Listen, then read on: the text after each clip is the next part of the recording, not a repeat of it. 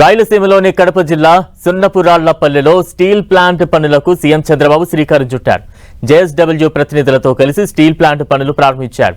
అనంతరం JSW experience సెంటర్ను, section mill concrete flooring పనులను సీఎం చంద్రబాబు పరిశీలించారు.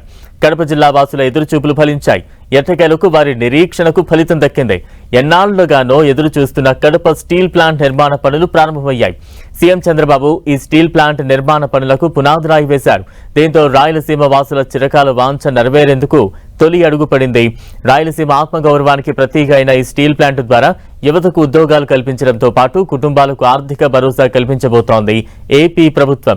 జేఎస్డబ్ల్యూ సంస్థ నిర్మిస్తున్న కడప స్టీల్ ప్లాంట్ మొత్తం 2 దశల్లో నిర్మాణ పనులను పూర్తి చేయనుంది.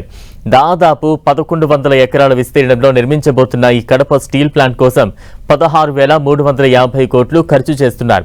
మొదటి దశలో 4,500 కోట్లు, రెండవ దశలో 11,850 కోట్ల పెట్టుబడి పెట్టనుంది.